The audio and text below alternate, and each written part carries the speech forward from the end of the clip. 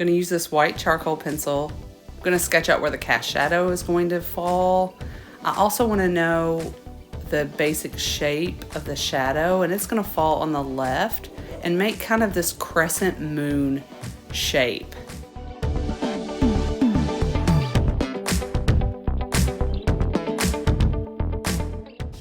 By using the white compressed charcoal in this area, I can get a lot more done quickly. As I rub this on the paper surface, you'll notice this textured pattern coming into focus. This paper is charcoal paper, so it's designed to have these little cavities throughout to hold on to all of this dust. So if you're using chalk pastel or charcoals, you would benefit from having a paper like this. If you're using just a regular 90-pound copy paper, it would just slide all over and kind of smear off the paper. You could still draw on it. It just can't be layered the way that I'm about to layer it.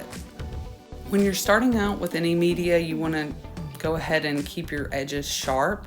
So the edge of this right side of the sphere is really crisp. So as I lay this charcoal down in the background, I'm going to go with the contour of the sphere, just like this. If I was going back and forth in a zigzag motion, it's a little more tempting to lose the shape and the edge. If you want to go ahead and use your finger to shade and blend, that's okay. It's working some. See, right here, I've moved some of the dust. I'm using this excess particle and filling in some of these areas. I'm gonna go ahead and put in my cast shadow here. I find that if I use tissue to blend on these, it really wipes off more charcoal than I want it to, and I don't really want to be wasteful. Depending on the look you're going for, you may want to leave this pattern of the paper showing, or you may want to continue to layer and fill in like I'm doing right here. Just kind of press in and get a little extra charcoal going. Just don't press so hard that you're building up enough dust that you're tempted to just like blow it off the paper or shake your paper off.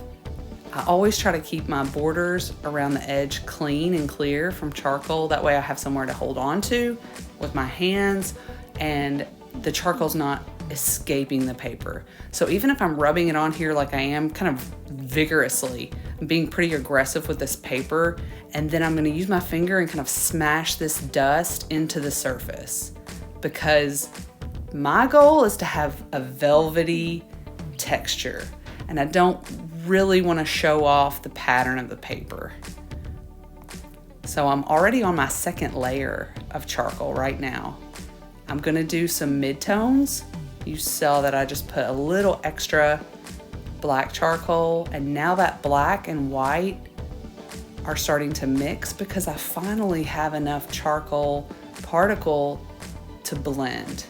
When before I was just covering the naked paper, but now I'm starting to build enough layers to really move things around.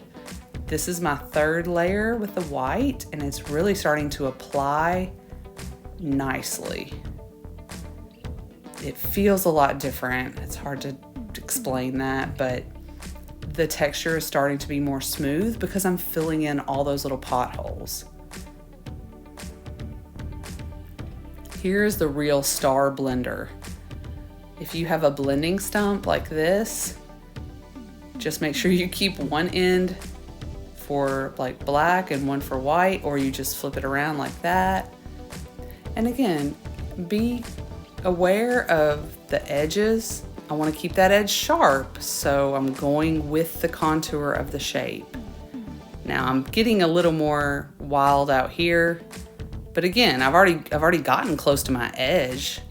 When I get near it, I slow down and I'm careful to keep that edge sharp. If I lose the shape of my sphere, then it will look like a big ball of clay, all lumpy, and I don't really want it to look lumpy. So now I'm just kind of brushing the charcoal around. Since I have a little extra to deal with now, moving it around with my blending stick, and it's working really beautifully. I want the charcoal to look like velvet. A soft, smooth texture, instant contrast, and that is why I love charcoal. It is instantly gratifying, instantly beautiful and soft and lovely, and less prone than graphite to have directional line or fingerprints of like oily fingerprints. So I really like it and enjoy it.